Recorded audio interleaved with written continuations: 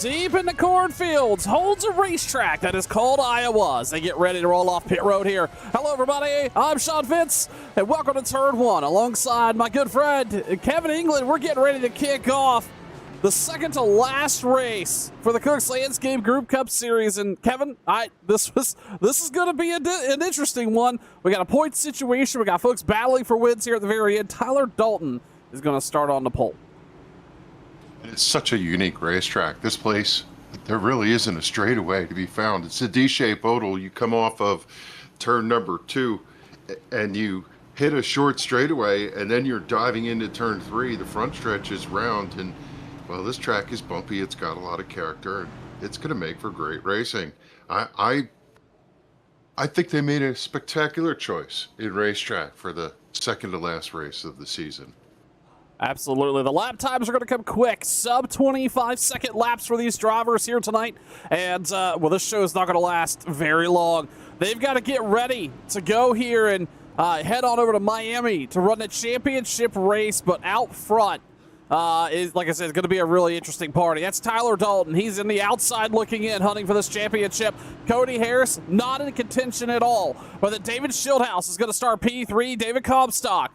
P4, Jason Karlovac, Joe Hudson, Stephen Miles, Chad Coleman, Joey Jettina, Robert Ferry III, rounding out your top 10. And as they roll through turn number 3, getting ready to take the green flag here for racing action in Iowa, Justin Fuller, your winner back in the summertime, 9 points out right now. Had a terrible week last week, needs to recover tonight if he wants to race for the championship in Homestead, Miami. Green flag is out, and they're underway as they cross the line for lap number 1. Who's going to win down in turn 1? Driving it in deep goes the 19 of Tyler Dalton. He's going to scoot across the nose of the 95 of Harris. Here comes Schildhouse to the outside.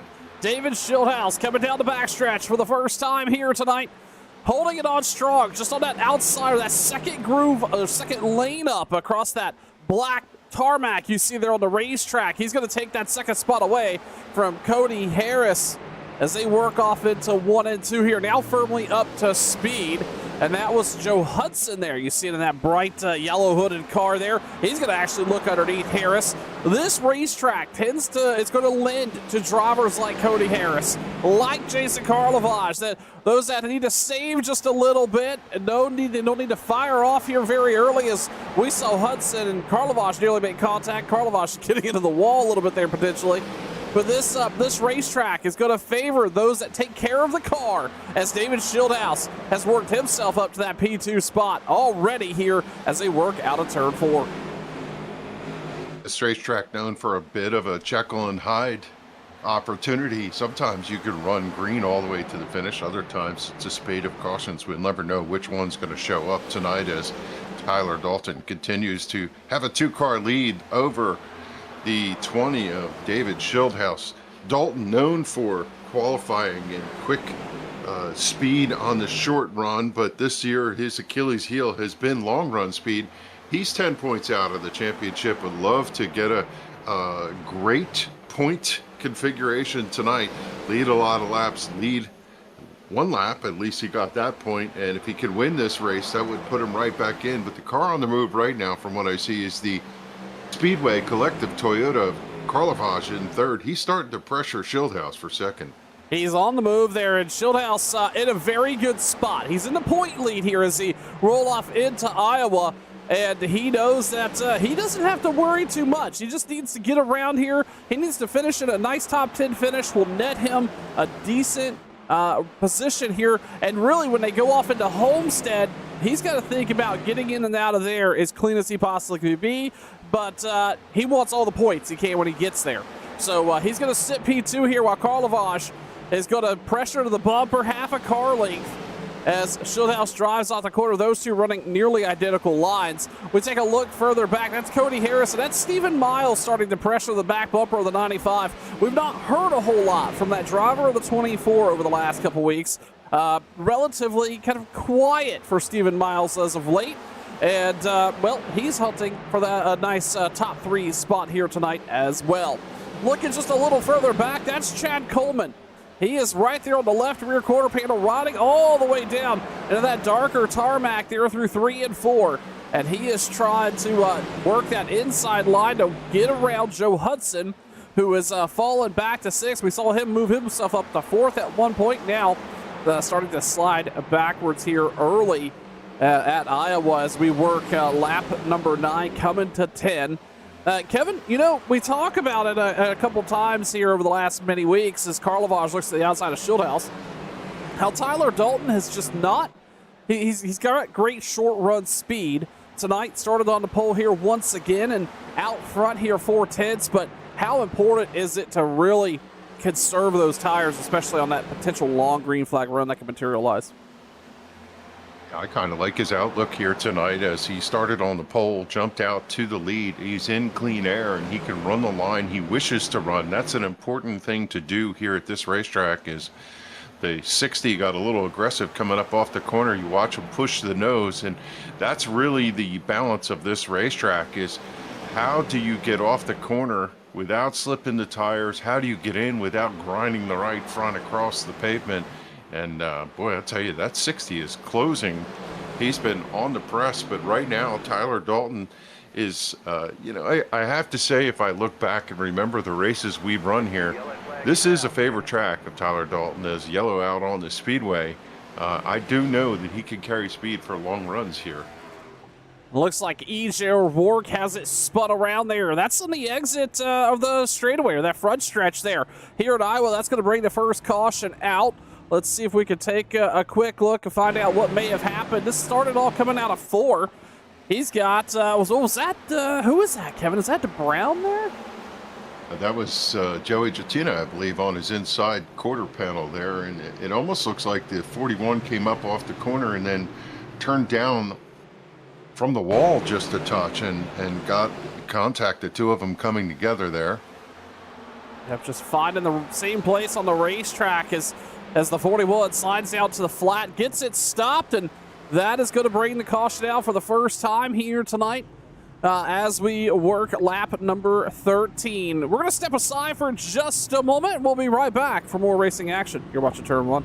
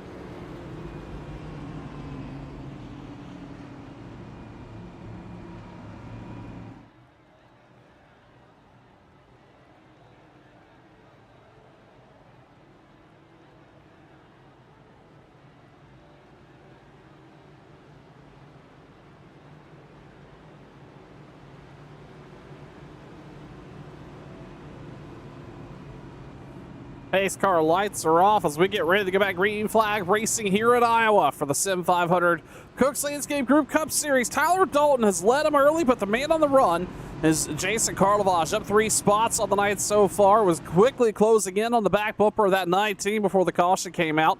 We're going to see these drivers get them scrubbed up and ready to go back green. Nobody there in the top 10, it doesn't look like, came down pit road, so that is certainly something to keep in mind. Limited tires for these drivers here tonight, and again, these laps are going to click off fairly quick, and we're going to see the tire fall off actually come to fruition. We'll talk about that as we get ready to go back green flag here. Pace car back down pit road. Tyler Dalton into the restart zone, and the green flags back out. Lap number 17. Field rolls down into turn one more time. Top 3 continue to be Dalton, the 60 of Karlovac, the 20 of Schildhaus. One car did actually go to pit road. We noticed the Butts Cuts Dumb and Dumber Chevrolet of Joe Hudson went in, and I believe he took 4 tires. He's going to restart back there in the 21st position. And this should give us a good sign about how tires perform here as we work lap 17. Perhaps Hudson thought we were going to go green for a period of time, and he's going to look to see if he can do something with that. Speaking of doing something with that, the 60 of Karlovac scrapes the fence off turn 2, hunting for that lead. He's to the outside of Tyler Dalton. They're side by side off of turn number 4. Karlovac looking for P1.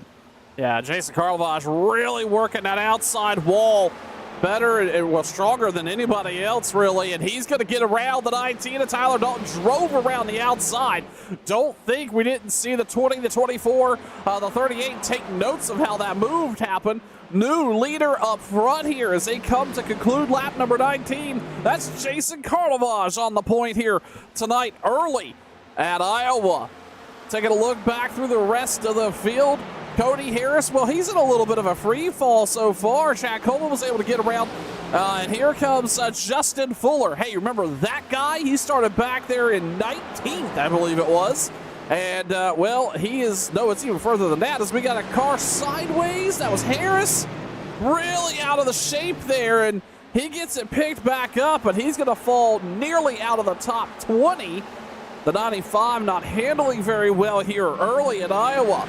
Back up to the storyline of the 51 car. That's Justin Fuller. He's up 15 spots, sitting at 7th, and Fuller's on the drive. Remember, we were talking about it earlier. He's not on the outside looking in. Oh, he's going to get tight against that wall, but he is certainly did not have a great week last week, and he won here in August and looking to get another checkered flag as he works to the outside of the 2. Kevin, it certainly looks like that Cooks Landscape Group Toyota of Justin Fuller on the move. Yeah, Fuller knows how to get around this racetrack, and he also knows what's at stake. He's got an entire season behind him and a couple races to get it done, and he's working the outside of Chad Coleman. He's going to roll on by down into turn number 1 and 2, take over that 5th position, and I find it interesting to watch. We've just taken notes on how these drivers attack this racetrack. We saw the 60 take the lead by going to the high side, and we've watched Chad Coleman down on the bottom hunting for grip down there on the white line, and we're seeing a number of drivers up at least 1 or 2 car lengths up this racetrack. Like we said, it's such a strange surface. Drivers finding grip from wherever they can find it, and everybody has a different idea of how to make speed here. Yeah, you'll see drivers right there on that bottom line, running right there as best they possibly can to the white line. Others will leverage that middle line and try to search for grip, get back to the throttle. Speaking of getting back to the throttle, let's ride on board really quick with, let's do Stephen Miles, that 24 car, and let's listen to this car sing down the backstretch, getting all the way up to the RPM and then out of it, deep into the brakes to set the car, letting it roll through the middle of the corner, then back on, looking for all the grip he possibly can in that repaved surface. As Kevin mentioned earlier, not really a straight spot on this racetrack, and this configuration lends itself to a Richmond, I would say, or a racetracks like it, where you're going to get some pretty high speed, but you're also going to see some pretty steep slowdowns and on the brakes, and potentially wearing that white front relatively quickly. speaking of tire wear, let's look at lap times. Last time by, our leader, Jason Karlovash, he's on the point right now, up 4 spots. His best lap of the race so far is a 23:49. His last time by was a 24:58. So, Kevin, we're working here. We've obviously had a caution. We're working the conclusion of lap number 27, but tire wear already starting to become a factor here. Is already a second or so off the pace. Yeah, for sure. Tire wear will see the speeds drop. Really, you're just trying to get momentum and find a rhythm at this racetrack, and also just see if you can get in. This is one of those racetracks. It's 7/8 of a mile, or just a little bit bigger than that, where Richmond is 3/4 of a mile. It's a little bit bigger, to your point, but it's one of those racetracks when you go in the corner, it is almost impossible to hit the exact line you're looking for. You tend to float it in, wait for the car to turn in the center, and then pick up the throttle. And one thing we noticed in that in-car shot for the 24 of Stephen Miles, 4th gear. They're running 4th gear all the way around here. They're not popping it up into 5th, which they can do in the next-gen cars. They're using the RPM because the point you made. They slow down so much to get down into the corner that they need the RPM to wind the motor up to get off to the straightaway.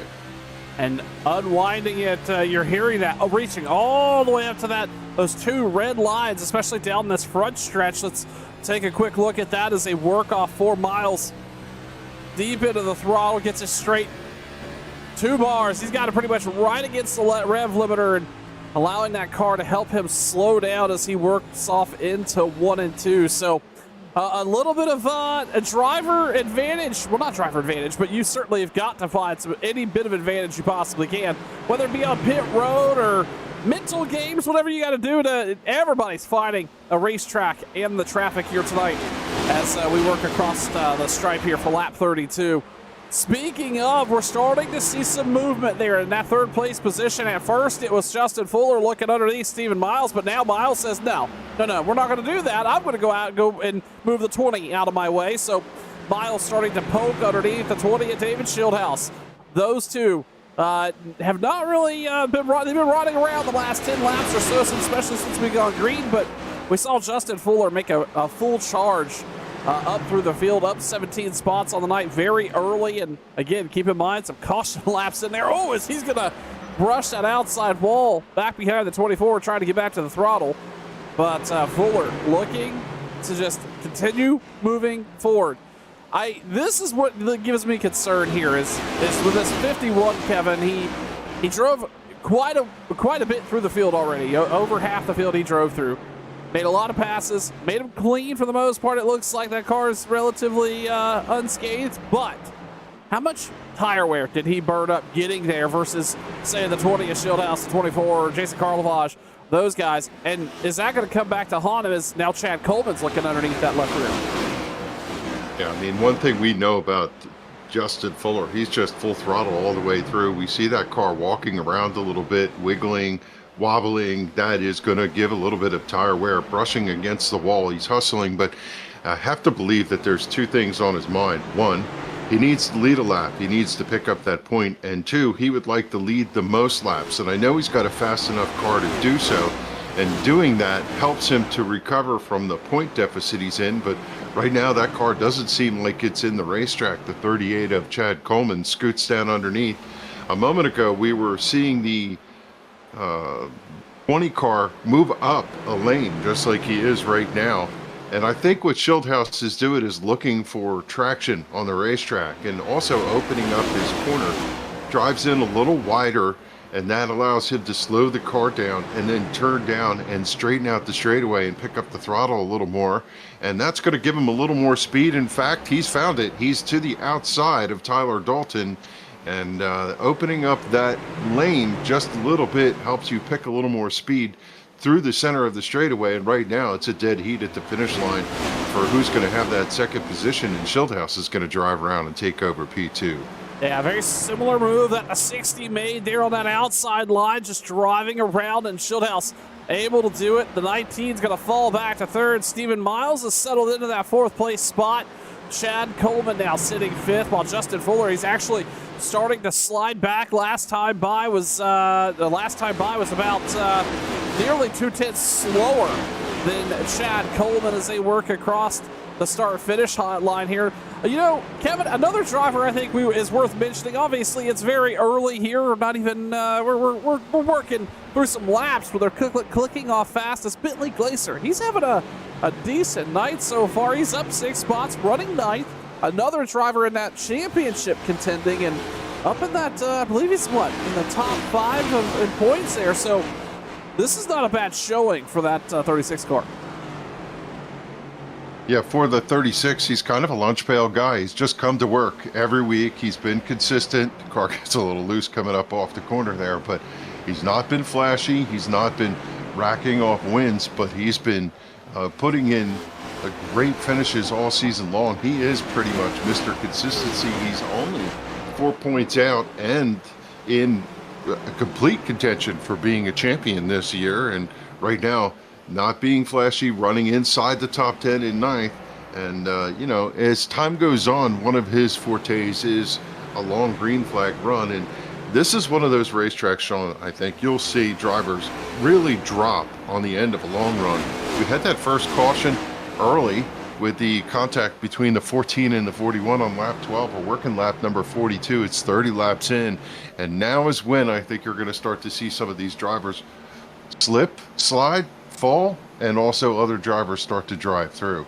Yeah, this is what we were talking about just a little while ago as we see Chad Coleman now start work to the inside of the 24. The comers and goers, the folks that save a little bit, knowing this could very much be a longer run here, as Coleman had tried to push the issue there on the inside of the 24. He's going to drive it down there once again into turn 3. Fuller's right there as well. Maybe letting those Goodyears cool off just a little bit. That brings Fuller back into the picture here. Oh, big blink out of the 51. He is still gone. That may be a concern. But Chad Coleman right now continuing to look underneath the 24. Side by side as they work off turn 2. And wow, Fuller just come back. That was a half a lap there of desync. I am very surprised he did not get disconnected there, and I imagine he is as well. While Coleman continues to put the work on the 24, looking deep to the inside once again through 1 and 2. Coleman's going to have the drive off, but the 24 has an opportunity to cross him up, not going to, and Stephen Miles is going to fall back to 5th. As we look back up front, though, that grip that David Schildhouse was looking for, the different lines he was hunting around for, well, guess what? I think he's found some speed in that 20 car, because he has now closed that gap to Jason Karlovac to about a car length or so. And it looks like Schildhouse has certainly picked it up. And another driver, again, he's found the consistency when it mattered most. Started off the season really strong, the 20 car, and then fell off in the summer. He fully admits he lost, I don't know if he lost confidence, but he lost the car. And ultimately, that's where we saw Justin Fuller really turn a switch up, found something he liked and ran with it. But now, Schildhouse is coming back to life a little bit here. Late summer, early fall has been his peak again. He's finding it at the right time, finding consistency. And right now, he's looking for it. He's found that front car while sitting on the points. It's all around a good night so far for David Schildhouse.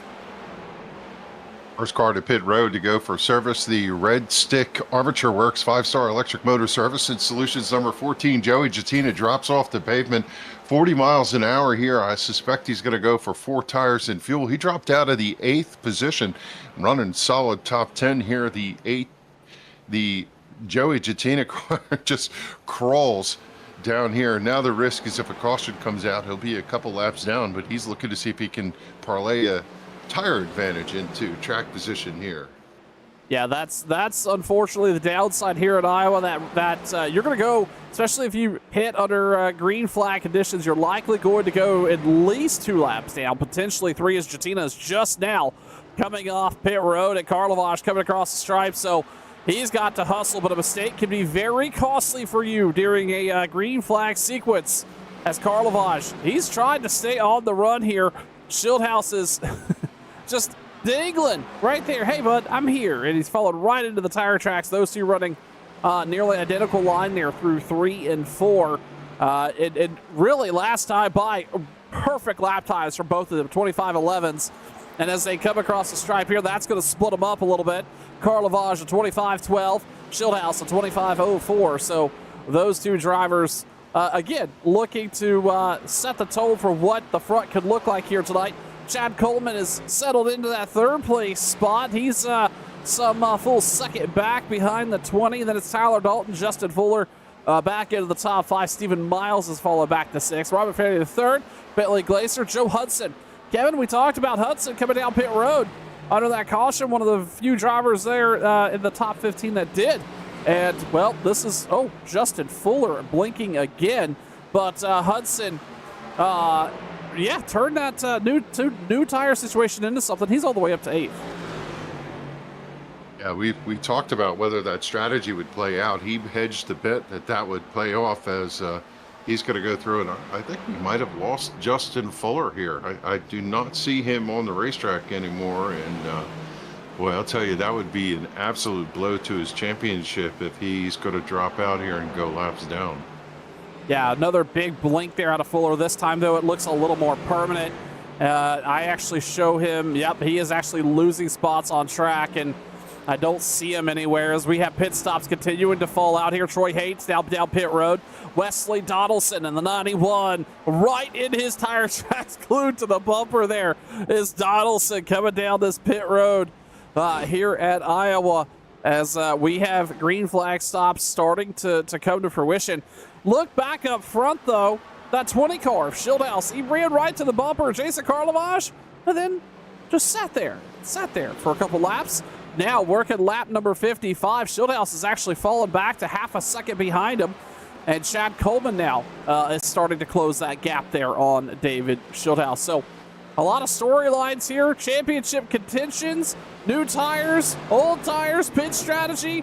Folks hunting for trophies at the end of this season. So much to talk about as we see a side-by-side battle. That's not for position. That's the 95 of Cody Harris. He's not looked good all night tonight. Already a lap down.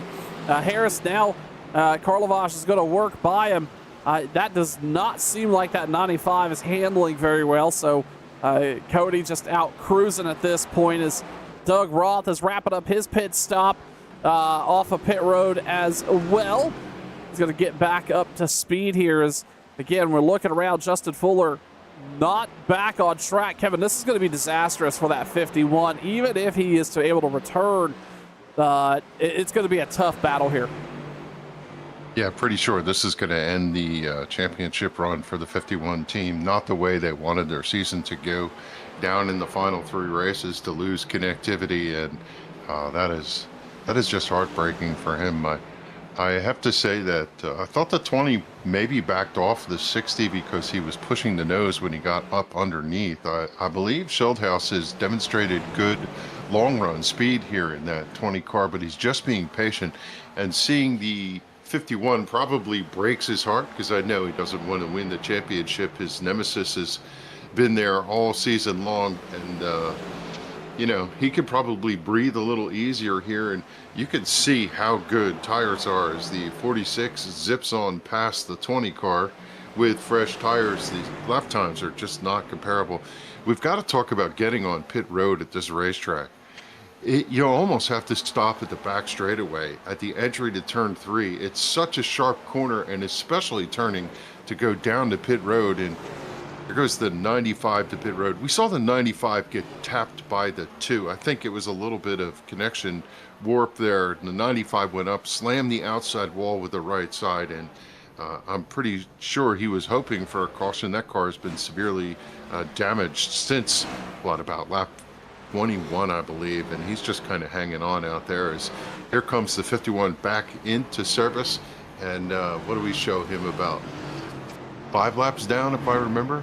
I think it's going to be closer to 10 at this rate, unfortunately. He's going to blend back on track here, lap 61. Oh, nearly makes contact with the 13. The 13 has to check up. I don't know what happened there, Comstock. Whew, that was a little scary for Comstock, who's running 9th at the moment, as Fuller now working to get back up to speed. Here comes the 2 down pit road to the attention of his crew. Again, working that difficult entry, but we've got a car in the wall to pass for the lead. That's Jason Carlivage and David Schildhaus, side-by-side action all over the racetrack as they work off into one. 20 down underneath. He's just looking to see if he can not distress the car as he comes up to cover the position. He's going to pick up the lead here going down as the 41 streaks by with new tires. Not to complicate the matter even further here, but David Schildhaus, lap number 63, is going to go to the point. And I think he was just biding his time, waiting for the perfect opportunity. And as I said to you, Sean, it looks like he's demonstrated good long-run speed as he starts to draw away from the 60 car of Jason Carlivage. All it takes is one slip up, one misstep, one miss of concentration. It could shake everything up, but right now, the 20 car of David Schildhaus takes the lead at Iowa. Lap number 65 as we are nearing the halfway point of tonight's Cook's Landscape Group Cup Series.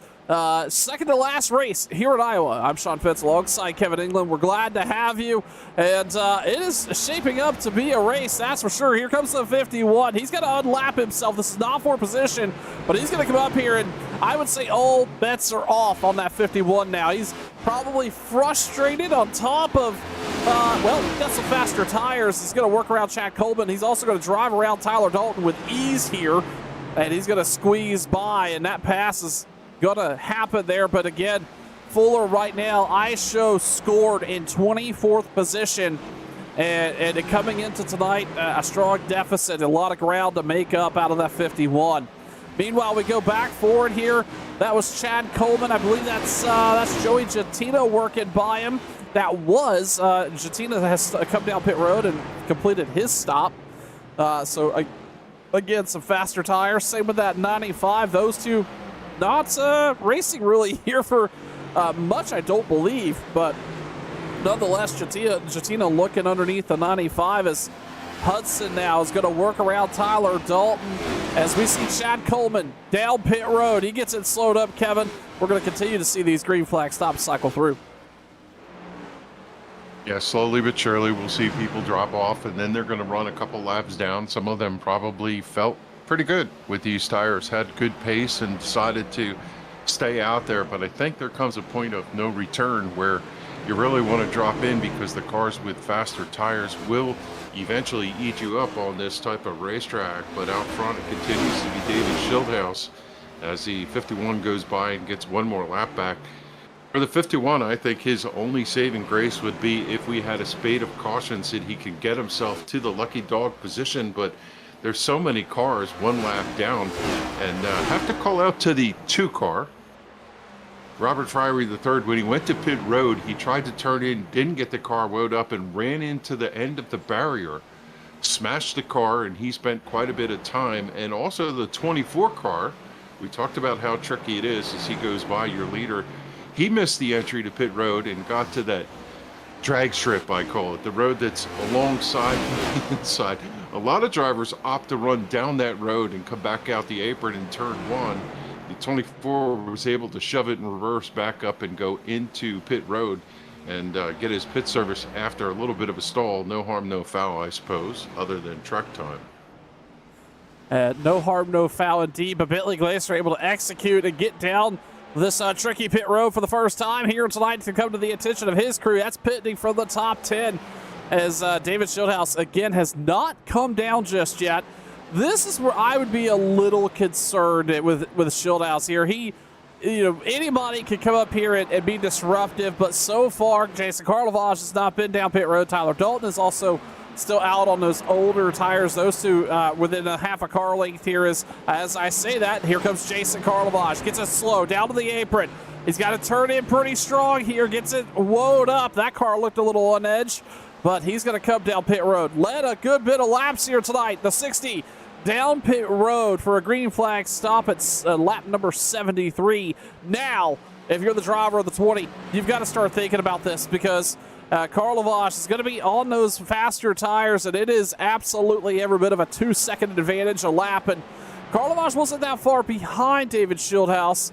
And, well, it's just a factor you've got to start thinking about, because if he gets too far out on you, that could change a lot of things here. And we're on the back half of this race here, working lap number 74 of 150 laps tonight. So everybody and a bunch of factors at play here that could draw this out. Tyler Dalton, he's down pit road for the first time tonight. Kevin Stone and Kevin DeBrown also on pit road to the service or the attention of their crew. Kevin, if I'm the 20, obviously he's looking like he's fairly confident here tonight, but this is probably something to start thinking about if you're the driver of that 20 car. Yeah, I think he's got one thing on the mind. He wants to get at least to halfway, and then he could do this in one pit stop. I would imagine these other drivers thought the same thing. They pitted here at lap 74 for Kevin DeBrown. First time we've mentioned his name tonight. The WBD diecast Ford just finished his service, and now he tucks in behind the leader. What Schildhouse has to be careful is getting to pit road with all these fast cars. They're going to want to run the bottom, and as he comes through 3 and 4, he needs to make sure he's got his hand out the window, virtually, waving at these drivers to let him know he's going to pit, because sooner or later he's going to have to go to pit road. Yeah, and again, that tire situation is going to be a factor here more quickly than not. Schildhouse entering the quarter there, riding. And that mid-line, he has found his comfort zone. These tires aren't the grippiest, but he's just in a rhythm, and only 4 cars on the lead lap as we see the 17 going to work underneath him to gain his lap back. But Stody Benfield, Eric Arnold, Brian Wortman, the 3 other drivers on the lead lap with David Schildhouse, but he's even nearly close to getting them lapped up here. And again, this will all cycle out, and once it does, it looks like Joey Jatina, Anthony Calatoni is going to be our top 3. Wesley Donaldson, Nelson Rivera, Doug Roth, Chad Coleman, a top 10. So definitely a shakeup in the top 10, but that's just because of how early they pit. They came down pit road around 49. Yeah, it looks like Calatoni came down pit road lap 49, Jatina 47. Meanwhile, Tyler Dalton came down lap number 73. So the mix of pit strategies here in the books is it looks like that is going to be the 14, and Joey Jatina going to squeeze by. Oh, and Schildhouse gets tight in the corner. That's going to cost him some time. Kevin, again, I think that right front grip is starting to fail on that 20 car. Yeah, I'm just not sure why he is not taking that car to pit road. This might be the time as I see him slowing up over there, and he's going to cut left and finally go to the service of his crew.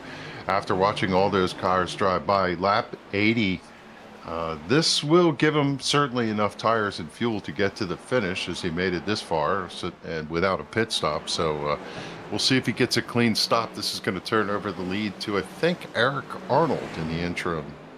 Yeah, that 31 car up 8 spots on the night. He was last down pit road, lap 48. So certainly some laps in age on those tires, but he has about a 4.5 second lead over Joey Jatina as David Schildhouse still in the box. Right side's going on. Now the left side's going on that 20 car. But again, this is going to cycle things out. This is actually going to put Schildhouse out of the top 10. No worry there, though. That's just how things are going to cycle through as he gets off pit road. Total time in the box of 14:90. So we look around the timing situation here. Chad Coleman, he was in the box a little bit longer, but Tyler Dalton was a 14:4. So a little bit extra time in the box for David Schildhouse as Eric Arnold is your leader here as they come to the wrap up lap 82 and pick up lap 83 of 150 here for the Cooks Landscape Group Cup Series at Iowa on turn 1. Again, want to thank everybody for tuning in here tonight. If you haven't already done so, like, subscribe, follow, do what you need to do to get connected. We are on our way to a fantastic championship race in just 1 week's time at Homestead. And you are certainly not going to want to miss a single lap of that. I promise you, it is going to be excitement. 8 drivers with a chance to walk in there and walk out a champion. Well, actually, I'll say that probably 6 drivers now that I look at the math. Unfortunately, we saw last week, and Kevin, we talked about it earlier in the broadcast, and you know, he's probably sitting next to the hot smoking wife tonight, but Mark Jorgensen had that call to life, had some work come up very early in the race last week, and unfortunately, it doesn't look like he's racing tonight at Iowa either. Yeah, certainly miss his presence as sometimes life gets in the way, but you know, we're pleased to see him race all year, apply his craft, and Hopefully he'll be here to come and join us in the finale and maybe sneak away a win. I was looking at this dynamic of the 20 car pitting and wondered where he fit in with the 93 of Kevin DeBrown, the Schildhouse car leading the points coming in tonight. DeBrown second in the point standings going into Homestead or into tonight's race.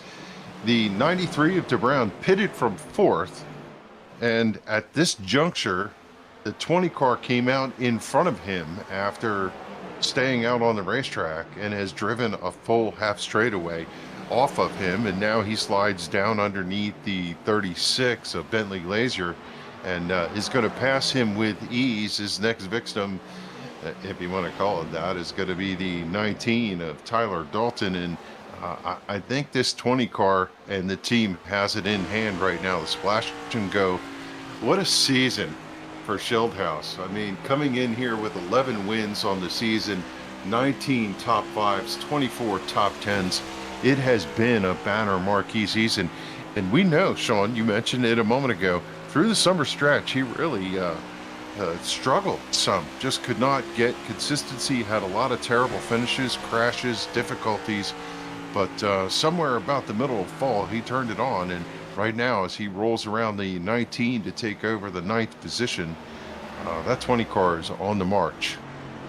Yeah, it definitely looks like, wow, he carved the inside of that corner perfectly. That car looked like it was actually loose but firmly in control at the same time.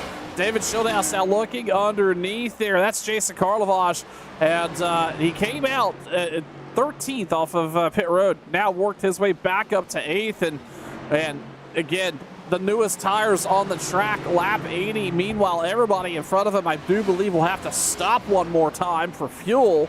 So David Schildhouse certainly working some pit strategy and has found some really strong pace here tonight at Iowa. Looking back through the rest of the field, that's Chad Coleman. He's up to P2. He pitted on lap 67. I would say one of the drivers that was able to take advantage, just the right amount of time. Came down pit road 13 laps earlier than David Schildhouse did. So he is making that work. And Schildhouse, speaking of, is about 6 seconds back behind him. So he's got a little bit of buffer here, but really, what do you do? Because if you've got 13 lap fresher tires, we know that equals about a full second of lap time at this rate. And Chad Coleman, he needs to get up front. He needs to lead some laps. He needs to, he's not going to be in contention of leading the most laps at this point. I don't think that mathematically is possible. Well, I guess it could be if he led right now, but it would be pretty tight. And he's looking to say, hey, I'm not out of this. You guys need to recognize and respect the fact that the 38's here still running in this top 3 as we start to look downhill at the checkered flag here at Iowa. Just have to give a call out to the NC811.org, Benfield Motorsports number 75. That car right there is a spotter's dream. You will never miss that 75 with that green roof running around this racetrack. That is just an outstanding paint scheme on that car as he comes down the front straightaway here. Stoney currently running in the 19th position right now with fresh tires, carving his way through the field. He's just about to go underneath your current leader and also the 41 to get himself another lap back here as the 31 continues to pace the event. Eric Arnold through turn 3 and 4. He's got Chad Coleman, Joey Jatita, David Schildhouse, and Anthony Calantoni, last week's winner, in the top 5 here as we're working lap 94 at Iowa Speedway. You know, Kevin, Eric Arnold, he's played this really well, I think. I mean, obviously, his lap times are really starting to fade here, and he's going to have to deal with the likes of David Schildhouse and others in due time. But came down pit road, lap 48, still has a set in the box. If he were to play a caution right here, this certainly could work himself into a decent, well, I say that, a track position as Chad Coleman looks underneath him. Coleman drives off the corner, and he's on go. But again, that 31 has made this kind of work for him. And if he can see a caution come out here in the next 10, 15 laps, he can find himself solidly in the top 5 on pit strategy. But nonetheless, Chad Coleman back out front here. And again, a driver who I would say has been just there. He's had some really rough moments on track. He's had some great moments on track. But from a championship perspective, he's liking what he sees right now. Every bit of advantage he could possibly get, he wants to take. He is sitting 7th right now. He lost a spot to Tyler Dalton in the points last week, and he's 16 out of position here. So I don't know if you're going to be able to make up. David Schildhouse and a couple others would have to have a terrible night the rest of the night tonight or at Homestead. And Chad Coleman would likely have to win that race to be able to bring it home here, but not a bad showing out of that 38 car, who is another driver who has just found pace in this next-gen car here late in the season. Yeah, certainly for Chad Coleman, he's going to try and do all he can to win a championship, but if you can get a win late in the season, that's a win in your own column in its own right as the Snap-on driver.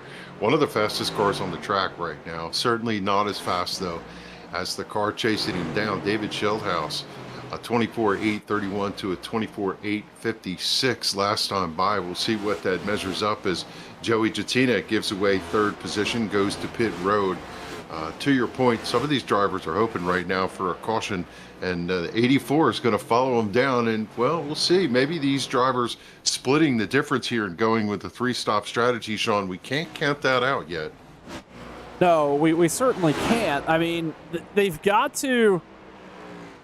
we're going to see David Schildhouse, I think, short of a caution, stay out the rest of the night. I don't suspect we'll see him come down pit road. He's going to one-stop this, and, well, he's 49 laps away from completing that. He's also running down Chad Coleman here at a pretty decent clip, and that'll continue to get better and better. But these drivers that are going to take their next set of tires here, they could be the faster drivers on track here as we aim towards the checkered flag, but they're also going to be laps down, many laps down. As Calatoni looks like he disconnected. I'm not sure what's going on with that 84 car, but either way, certainly a factor they're going to have to think about.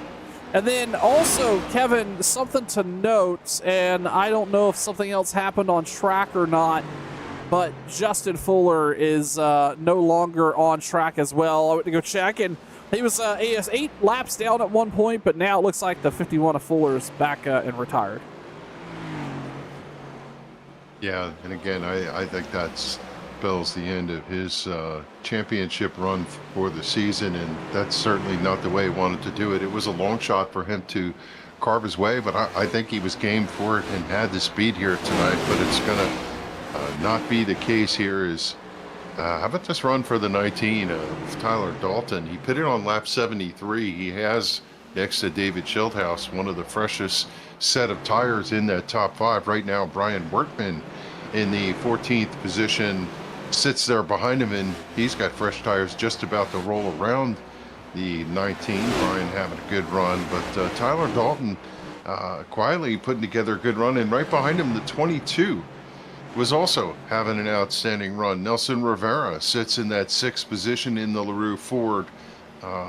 Was running top 5. Now some of these drivers with tire changes are starting to roll through. Yeah, we talk about Tyler Dalton always having that short run speed. Led a bunch of laps here early, but and unfortunately lost that lead to Jason Karlovage. But now Tyler Dalton just comfortably sitting in this 3rd place spot as Eric Arnold's going to work by. Again, Arnold pitting later and working his way back through to unlap himself, as Tyler Dalton not looking too bad here tonight at Iowa. Ooh, we look back, speaking of Nelson Rivera, I think he got out of shape, maybe a missed quarter entry just a little bit. Kevin Brown able to work by him, and here comes Kevin Stone in that 17 car right to the very bottom. Rivera still trying to get the car collected, riding right up there just underneath the the transition on the track. And man, as Chad Coleman, he's going to come down pit road. I don't know if I expected to see this right now, but Chad Coleman down pit road here, lap 108. And that is going to give the lead back up to that 20 car of David Schildhouse. And he's sitting 5.5 seconds out front of the 19 of Tyler Dalton. Kevin, we said it was going to be exciting as the 24 works underneath the 20 for this lap back, but this is this is a very interesting race here. Is now, if you're in the head of the 20, which I'm sure is a scary place anyway, but you're thinking you're David Schildhouse in this car. You've got a 5-second lead.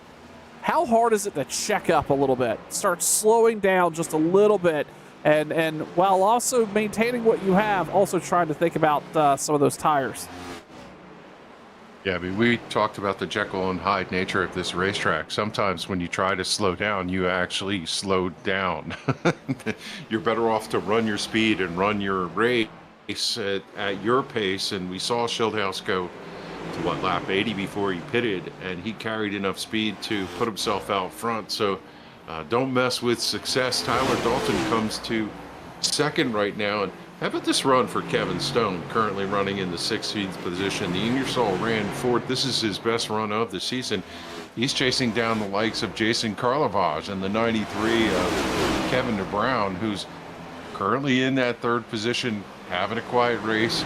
And if Kevin can get out of here with the top two, top three, he's really in an outstanding position to come away with a win and sneak away with a championship next week at Homestead. Is he going to go? Oh no, I thought he was going to go to pit road. He was just pulling down to allow the 38 to go by with fresh tires. Yeah, it's getting spicy back here with Kevin Stone and Jason Karlovage. Joe Hudson was in the mix there. They were just everybody was trying to work it out. They were 3 wide in the rear view at one point, but got it smooth back out. And as you mentioned, DeBrown now, he's on the hunt, just moving quietly through the field. He's up 17 spots on the night, sitting P2 in the points, and he needs to lead a lap. He would like to see that to stay right there in that gap he is with David Schildhouse in points, but right now running third, just about 2.5 seconds on back from Tyler Dalton. Kevin, we talked about, I mentioned that I did not expect to see Chad Coleman down pit road last time by. Well, he just set 2 fast back-to-back laps and ran the best fastest lap time of any driver on track here tonight. He's back up to 10th at a 23:40. So the 38 car is not done yet, I don't think, here as we work lap 114 of 150. He's gonna have a long drive ahead of him here, but looking to get back up there before it's all said and done, while David Schildhouse here still out front of Tyler Dalton, 5.2. Let's ride on board a driver really quick, and well, you know what? Let's do it back here in some traffic, and let's see here. Let's ride on board with Joe Hudson, as he's got a little bit of traffic in front of him for a lap here around Iowa. Yeah, he's carving down on the bottom there, just trying to see if he can find a space to sneak underneath the 17 to his outside. He's got a challenge from the 41. And to the inside goes to 36. So it feels like the way they went around him, he's just kind of hanging on there. That's the thing, is you go down in the corner, you pick your line, you run your line, you look to the left if you have a 3-screen monitor to see if somebody's there, and you're looking in the mirror as you come off, especially if your tires are worn out, just trying to make sure you don't slip, slide, and get into somebody, as you don't want to wreck your night. And he's got a full windshield of just a hotly contested race down there on the back straightaway. And this is the funnest part, I think, sometimes of these races, Sean, is when you're in the scrum and you're just trying to hustle. Like right now, it looks like he might have a little bit of speed for the 17 of Kevin Stone. Had to let a couple faster cars by, but now he's down underneath on the white line, looking to see if he can get by. And man, I'll tell you, we hear like Mark Jorgensen Jr. talk about how he's just worn out at the end of the races. Well, this is what it's about. You're just clawing and fighting for every position you can, even back here in the 5th position where Joe Hudson is running. You look even 2 spots back, and speaking of clawing and grabbing everything they could get, the 13 and the 75, I think they've been side by side for the last 10 laps or so, beating and banging off of each other, especially down the backstretch, and they cannot get away from one another. That is Stoney Benfield and David Comstock. Comstock on the outside. Benfield's going to send it deep on the inside here, but a big wall contact out of Comstock. He did not want to lift there. Those two have been battling it out for lap after lap after lap as we see some faster cars slide by underneath them on those newer tires, but Benfield now is going to move up to 7th, a decent run on the night for him. He's up 10 spots, and again, a solid top 10 here as Comstock starting to get it gathered back up. Then we look back behind him. That's Chad Coleman. Eric Arnold is Coleman. He's on his way forward, and that's, again, a driver I don't think is going to be overly patient with anybody. He is working himself forward here, back into 9th. Back on the lead lap, I do believe. Yeah, he is back on the lead lap. So he's got some work to do here to get anywhere caught up into the top 5. But Coleman now looking forward to David Comstock and going to quickly make quick work of Stony Benfield as right down to the bottom of the racetrack he goes once again. Those newer tires putting in work here tonight at Iowa. Back up front, David Schildhouse leads. Tyler Dalton 6.5 seconds. Come across the stripe there. That's 28 to go. Tyler Dalton just running his own race really at this point. He's got Kevin DeBrown 1.7 seconds back, so that will be a factor here if he loses too much pace. But right now, those two running, I would argue, relatively the same lap times. DeBrown, we'll pick up a couple hundreds here. Tyler Dalton will stabilize. DeBrown will miss, maybe lose a little bit of consistency. But overall, DeBrown does have equal tires as Dalton. Last time by a 25-26 for Dalton. DeBrown a 25-13, so another 10th there. As we look a little further back, that's Jason Karlovac. We've talked about him. He's led some laps tonight. He's back up to where he qualified in that P5 position. And he's racing himself forward. Last down pit road, lap 72. Again, a lot of these drivers here in this top 10 situation can stay out and be able to make it work on fuel strategy. But I tell you what, I think the overall strategy winner here, it may not net him a checker flag tonight, but it's going to be Chad Coleman. He came down pit road, lap 107. So 30 laps later than the rest of this group, and he's already caught back up to P7 and only 18 seconds behind Schildhouse, so just a little more than half a lap. So Chad Coleman making this work. He's probably going to parlay this. If it stays green flag, I suspect we'll see that 38 car parlay this into what could be a very solid top 5 finish here tonight. But out front, David Schildhouse leads, comes across the stripe, 24 to go. Kevin, let's look ahead. So next week, we know it's going to be David Schildhouse. Short of really not having a horrible slip up here, going into Homestead and putting on a fight to bring home that championship trophy. Homestead's a wildly different racetrack than here at Iowa, but it's very fast and leads to a lot of tire wear and a lot of passes. What do you expect to see out of some of these drivers as they get ready to wrap up the season? Yeah, certainly for the 20 car, the target's going to be on his back just to not lose this championship. But, when 30 cars go zooming down into that progressive banking of turn 1 at any given point in Homestead, a lot of things can happen. A couple drivers who needed to have a solid night tonight, Bentley Glazer, not the best night, running 12th right now. He's going to lose a handful of spots. Even worse for that 16th tonight for the 24 of Stephen Miles as he currently runs. Justin Fuller dropped out. Tyler Dalton is currently running 2nd, so he's going to come forward. And Chad Coleman, as you've talked about, he's been the fastest car on the track. He was a second a lap faster, but now he's starting to come. So I have to think that this is a David Schildhouse, Kevin DeBrown run at the championship, and then everybody else is going to have to hope for a little misfortune from that 20 car next week if they're going to try and sneak in and get the trophy at the end of the season. It has been a rather interesting race, and I might point out that drivers pitting right now and having faster tires around cars that are running really slow and slip sliding is a recipe for a caution. So don't count this one out yet. We still have 20 laps to go here, and anything can happen to close this up.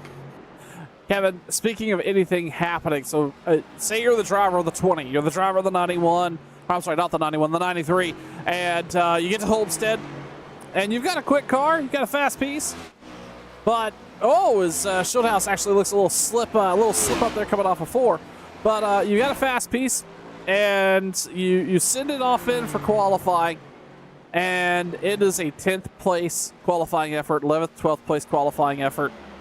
What do you do as a driver, knowing you're safe by 5 points? You just need to have a solid run. need to go in there and have a decent performance. Do you protect the car, or do you go full head in and hope the chaos doesn't materialize down in Miami? Yeah, I think if you knew the answer to that, you could win the lottery, because these drivers all have different mindsets. Some of them may want to protect as much as they're going to hate racing that way. Certainly with the spotter giving you the clues as to how you're faring point championship wides throughout the race, and we know that David Schildhouse races with the spotter. I would imagine they'd give him, you know, a good heads up, but he's fast enough to win every race, and I know that's what he came for. So next week, you could bet he's going to have pedal to the metal. Yeah, I would agree with that. David Schildhouse, he's never been one to back down from a challenge, and well, right now, making it look pretty easy here at Iowa is led a ton of laps. Gonna walk away here with a little bit of extra padding as they go into Homestead. As we work here, work the last 16 laps tonight at Iowa. Tyler Dalton, Jason Carlivar sitting 2-3 right now. Kevin DeBrown sitting in 4th at the moment. Kevin Stone in 5th. Joe Hudson 6th. Chad Coleman, Eric Arnold, Stoney Benfield, Joey Jatina, your top 10. Bentley Glacier sitting 11th. Wesley Donaldson, David Comstock, Doug Roth, David Comstock, Stephen Miles in that top 15, as everybody is mostly spread out here, and what you've got is what you've got. You are not going to come down here and get too racy with anybody else. You're not going to come down pit road with this few laps left unless you were to see a caution wave, and I think then that could really shake some things up as David Schildhouse is working to, he's lapped himself all the way up tonight. That was Benfield he got by. So, yeah, I don't think you're going to have anybody who would stay out. If you've got tires, you'd come and get them, and that would shake some things up. But right now, everything's free and clear out front. That 20 car, David Schildhouse, is Joey Jatina. He's in 9th place. Jatina came down pit road lap 78, but again, a lap down already. David Schildhouse has just been the class of the field here all night tonight with 13 to go. Kevin, let's look through the field here really quick. Obviously, as we talked about earlier, a notable Kevin Stone having a really great run here. This is a top 5 spot. Joe Hudson, though, is very much an honorable mention. Qualified 6th, running 6th, putting together a decent run here at the very end. And I can't help but also think that Eric Arnold played that tire situation out fairly well himself. He is sitting in 8th right now, and what could be a potential top 10 situation for that 31 before the end of the night. Yeah, right now it looks a little bit like conveyor belt racing. These drivers are all over, kind of racing each other in small little pockets. The 20 car seems to have his way with Clean Racetrack out in front of him. And I was looking at the 38 where he just has fallen off and equalized to everybody else. He's now 14 seconds behind the leader, but where that equates, he's exiting turn 2 right now, while the leader is entering turn 1. So he really is only about a straightaway ahead at this juncture, and I don't know that he has enough speed as he comes out of 4 to run this down. Best that Chad Coleman can do is just try and pick up a couple more positions. He's at the tail end of the 17 car in front of him and can get himself back to top 5. Let's go back and look at it, Sean. He pitted from the lead to go do this strategy, and the question is, would he have dropped back to 5th? I don't know where he was from a tire standpoint and long run speed, but let's not give up on him yet here. He's gone to that 5th position and hunting for more. Yeah, questionable call, but you know, Kevin, I think you say it best fairly often. To win or to pass somebody, you got to do it in a place that they're not doing it themselves. You got to put the car somewhere that nobody else is, and I think that's ultimately what Chad Coleman's doing here. Nobody else came down, nobody else did the same thing, and ultimately it was something to try. And well, he's going to parlay it into at least a top 5 as we see Joe Hudson down pit road. That's maybe a little bit of a fuel situation there for Hudson. Wasn't going to make it all the way to the very end as we are 7 to go. As going back to Coleman, you have to just try something different. And ultimately, did it really going to put him in a position to win the race? No. But was the 38, did he have the pace to go out here and run with the Jason Karlovash, Tyler Dalton, David Schildhouse crew? Likely not, but what this did do is put him into a really decent spot to bring home, hopefully, what looks like a top 5 situation. DeBrown here, though, does not want to see that 38 in his mirror. He wants all the points he possibly could get, but he's going to be in trouble, and he's actually going to lose that 4th place spot as Chad Coleman's going to work down the outside. And we talked about 38 kind of equalizing a little bit. Well, he may have equalized a little bit, but he's still got some pace over that 93, and Chad Coleman now moving up to P4. Meanwhile, we look a little further ahead. That's Tyler Dalton, Jason Karlovash. These two have been battling side by side with one another for a while now. Kevin, you were talking there for a bit, and these two were just going at it. And Karlovash is just hanging out right there. Tyler Dalton, a banner night for him. Again, a driver known for some really strong short run speed, as Hudson's going to blow their doors off here on those new Goodyears. And they're not even up to temp yet. Anyhow, Tyler Dalton looking at a really decent top 3 finish here. And as Karlovash is going to try to set sail a little bit here with just 4 to go. Tyler Dalton is certainly one of those, Kevin, I think could really walk away at Homestead with a checkered flag if he gets his mind right. As well, we look at Stephen Miles in that same boat, could steal a win here in the last race. But it could also be that 20 car of David Schildhouse just roll it away with this season. And as I look at the end of this race and we head into the championship race next week, I think about where we were in the middle of fall. The 20 car, the 88 car, the 51 car, and the 95 were the 4 strongest cars on speed, weekly consistency. The 51 dropped out tonight. That's going to seal his fate. The 95 didn't make it into the final 8, even though he won the final race of that championship run. And when you look at the fate of the 88 car, we talked about what happened to him. So for Schildhouse, this is not a walk in the park, but I think his strongest competitors fell by the wayside. And really, he just needs to come in and have a solid finish next week.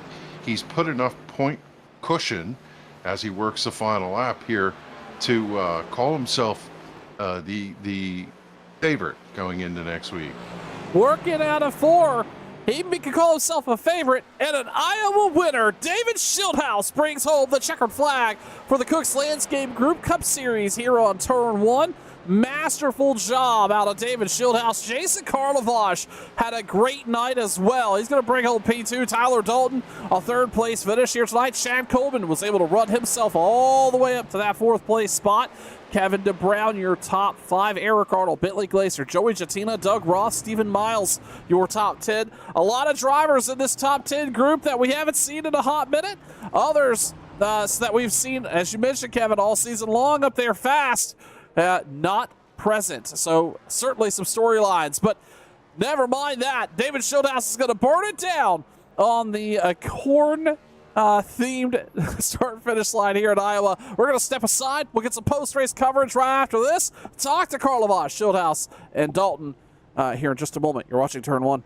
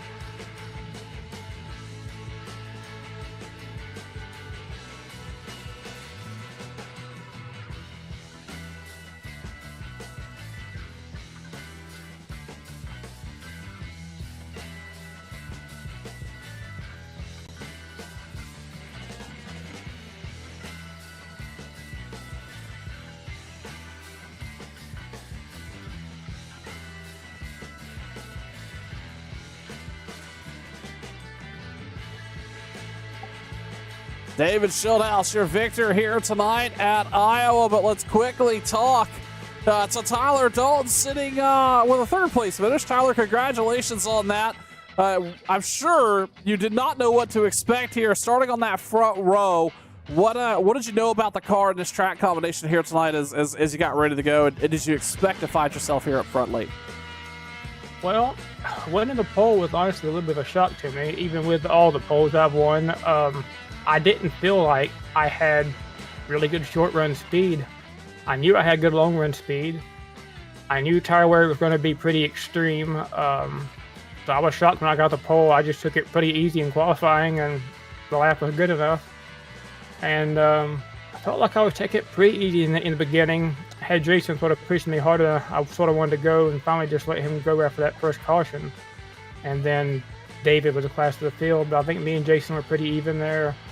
I was maybe a little conservative getting the pit road, and I had 8% when I pitted the first time on the right front and 12 at the end, so did a little better on the second run, but not great, but it was good enough for a third place finish. Tyler, I was talking about it here just a few minutes ago before the end of the race, and how Homestead it has a tendency to, I would imagine, be your style of track based on what I've seen of you over the years. What do you think you got as you go into Miami and take on this championship race here to wrap up this long Cup season? Like I said, I'm not sure I got a chance for the championship unless something happened to David. I had a really bad week last week.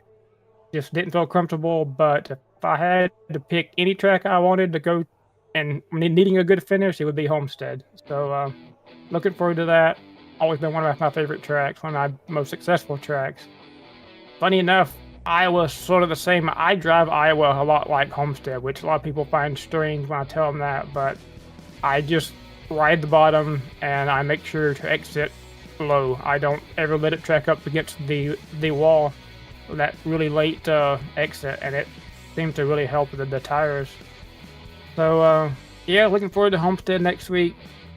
I said I don't know where we are in points now, but honestly, if like I said, any track I can pick, it's gonna be Homestead. Well, Tyler, able to bring home a top 3 here tonight, and I'd say that's a pretty decent run considering, again, on the pole here and just sitting right behind some of the fastest drivers on track. Congratulations on the top 3, and good luck as you look ahead to Miami, and I hope we get to talk to you again next week. Yeah, thank you. Just want to thank WBD Diecast, all the Trend Service. Glenn Campbell brought them here, great sponsor of the series. Cook's Landscaping, Stoney brought them here, another great sponsor. Great to have all the sponsors aboard. Couldn't do it without them. And thanks for you putting on the broadcast. Absolutely. Tyler Dalton, P3 here tonight at Iowa's.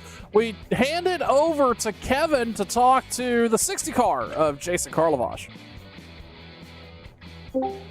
Yeah, down here with the Speedway Collective crew. This Toyota was pretty fast here tonight, Jason. A second place finish, and if my records are right, you led the most laps. What is it about this racetrack that suits your driving style? Yeah, it's a good track. I mean, it's a driver's track. I feel like it has multiple lines. Tire strategy was a big part of tonight. So just worked out where I was able to get clean air early. Had a good qualifying spot to put myself in that position, and then was able to save enough just to barely get to halfway before my right front blew there. So I knew it was going to be close to second run. I was really just saving my stuff, dropped back quite a bit, and I think everybody else just started to burn up the right front a little bit more to get back up there to second. So yeah, congrats to David. He did a good job that first run, extending his tires and pulling away, and that was really the difference there. Yeah, we heard drivers talking about right front tire wear being severe. Tyler Dalton was just talking about how bad it was, but how about David Schildhouse running 80 laps before going to pit road? We were all kind of looking incredulously at that. When you saw that standpoint, did you think that was going to give you the advantage when you pitted closer to halfway? No, I felt like he was in the driver's seat there if we went green. I was just trying to get to halfway. My tire was was going down there the last 10 laps or so. I was really losing speed, and he was pulling away pretty far. So I was just losing a ton of time there. But I knew if I pitted earlier, then I probably would have had a pit there again right at the end to get another set of tires on it. So he did a good job. I went by him, pretty quick on the first run, and was like, all right, I might have a shot at this thing. And then they weren't coming back to me too quick, so I felt like tires were hanging on, and then it just happened so quick where that right front just starts falling off, and it seems like just within 10 laps it goes from driving solid to falling apart. So yeah, that was the difference. In hindsight, I would have saved my stuff more that first run, but it was fun getting up there and leading some laps. So happy I did that. Talk about the racetrack conditions here tonight. This place is bumpy. It's got a lot of character. The racetrack is, got those seams down in the corners. Where were you able to find a consistent line, or were you just kind of going down and waiting for the car to find its place? Yeah, this track's a lot of fun. They did a good job with this. It's fun being able to have options in the corner. I felt like we can go high to pass if you need to, if someone's running the bottom. But I was just trying to ride the bottom pretty much most of the race. I figured I'd save my stuff just running around the bottom and entering the corner really easy. So that was the strategy. And then when I needed to pick it up and get around people, I can go up top and make the move. But yeah, I don't know what would have saved tires better if the top or bottom was a better option for that. But yeah, I think David just in the waiting room kind of informed me what he was doing a little bit with the setup wise and brake buys and stuff like that. So I think that probably helped a little bit, but I think he just did a better job driving, saving his stuff to make it last that long. But yeah, this track's a lot of fun. Just track you gotta be easy getting into the throttle, coming out of the corners. So really puts it in your hands and feet to get the car around here. So it feels good having a strong run. We watched a lot of drivers really struggle to get on pit road. We saw one driver hit the tire barrels or whatever, but watch you drop off the racetrack. It looked like you were just set up. Did you practice going in? This is one of the trickiest pit roads to get into pit road speed. I did. I didn't expect to have green flag pit stops, if I'm being honest, but yeah, I did the same thing in practice where I went in way too hot. The pit road comes out of nowhere, kind of, when you're coming out of forward. It's a pretty sharp left. So if you're not ready for that, it can catch you off guard, and those tire barriers come up quick. Well, Jason, we were just talking just a short time ago about how you've come on at the end of the season. We feel like you're going to be a consistent driver and a threat for next year, and another top 3 finish. Outstanding job here tonight. Anybody you want to give a shout out to? Yeah. Again, I appreciate you guys, put on the broadcasts every week. It's fun to go back and watch those. Everyone at Sim 500, Joey, and all the admins for putting on the show. They put up with a lot, have to deal with a lot, just with incidents and some drama. So it's appreciate what they do for our league, and everyone at Aftermath Motorsports and Speedway Collective for being on board. Again, we're launching our new platform here December 1st. So if you're looking to play fantasy NASCAR next season, you'll be able to hop on there soon and sign up. So feel free to check it out at speedwaycollective.com. There you go, Jason Karlovac, your second place finisher here tonight. We're going to turn it over to Sean, who's caught up with our winner for his 12th win of the season. It's David Schildhouse. Yeah, he's going to be disappointed he's got to talk to me, but that'll be okay. David Schildhouse up front here tonight in a dominating performance at Iowa. David, but seriously, congratulations. You looked incredibly smooth on that 20 car here tonight. And if I'm looking at the point situation, unofficial results, but up 11 as we go into Homestead, that's got to feel like tonight was a fairly successful evening in that 20 machine. Never a bad time to hear your voice, Mr. Fitz. Yes, as much as I love Kevin England, I've gotten some Kevin England in the past couple of weeks, so we can run it back. No, I'm really pleased. I was just telling the children, like, my goal for this race, I said to myself before I sat down for dinner, was like, what would be a good night tonight? Maximize points and go into Homestead with at least a 6-point lead. That was sort of my goal, was to go in with at least 6-point lead. Because of the extra bonus points you get for winning a race. So if I finish second and somebody won, they could still beat me. So I felt like 6 points allowed me to sort of finish in the top 3 and not worry. But 11 points is great. I mean, that's a really nice buffer.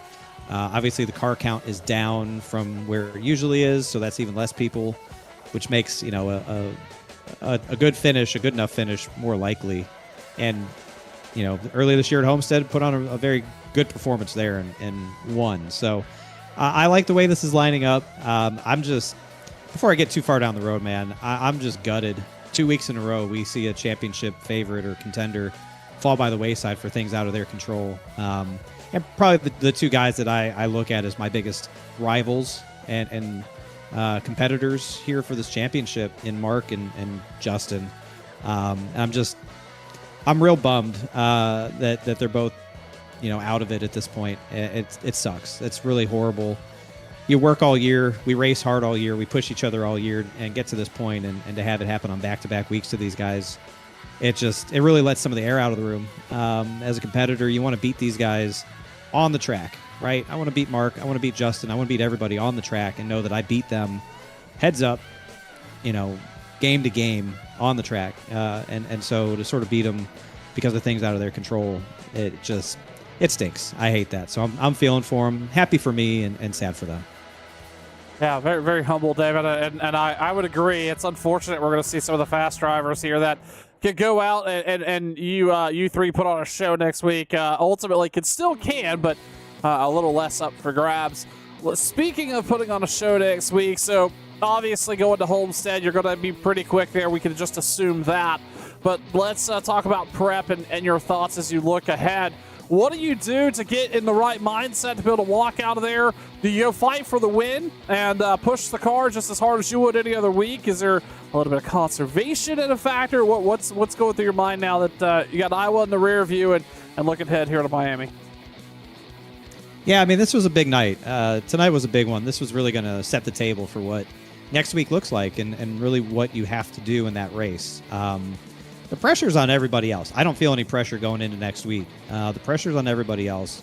They got to make up a ton of points. They're all going to need bonus points and help, right? They all need me to have a bad day. That's the one thing they all have in common, aside from needing to get points, is they need me to have a bad day. And it could happen just as easily as anything, right? Something could happen to me just like it's happened to other people. But if all the things that I can control go my way, it's really going to be hard for them to make up 11 points or more.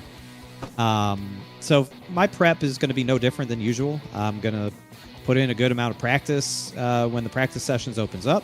I'm going to think about the conditions, when they release the conditions in the race day post on Discord, understand if it's a night race, if it's a day race, and just really, sit down and think about the strategy that we need to execute.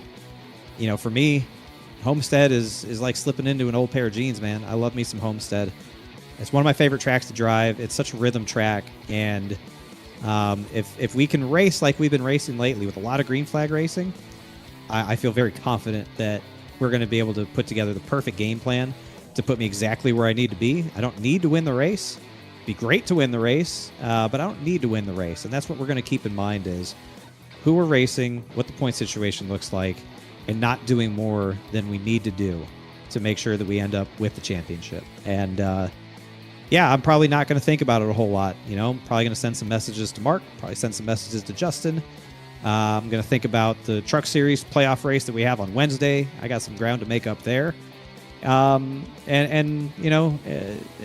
a week full of work and a great weekend leading into Thanksgiving. So it's really, I'm not going to change much. I think when you try to change things or take a different approach, you just psych yourself out. So I'm excited for it. I'm ready to go out, compete one last time on a Monday night with you guys and everybody else here, and show why I'm a deserving champion. Put on a great show for everybody and walk out of there with the job done. That's all I can think about.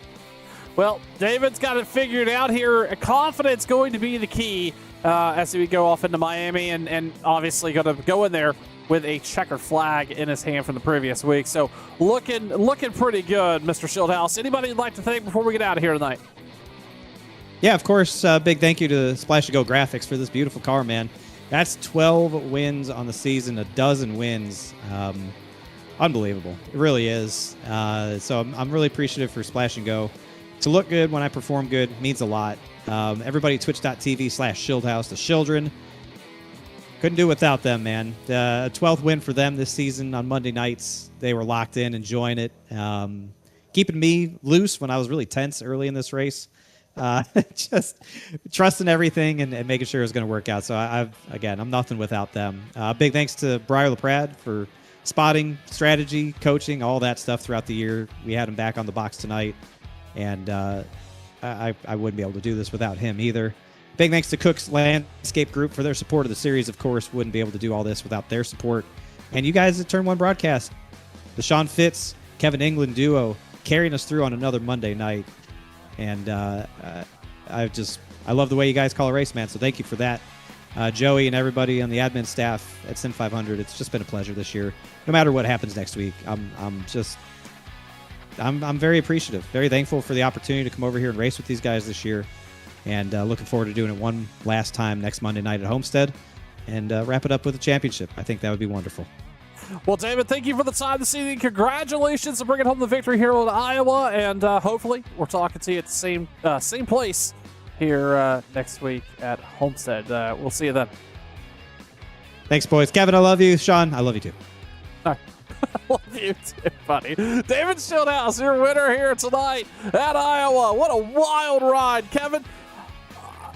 My brain cannot even really wrap my head around everything we saw tonight. It was pit strategy, it was speed, it was tires, it was fall off, a caution to rack up the whole night, and some heartbreak with some championship contenders all but out of it at this point for next week. And while we saw others like Bentley Glaser really have a decent night, Tyler Dalton have a decent night, Stephen Miles had a decent night or so, ran up there in the top 5. Chap Coleman, what a wild evening here at Iowa.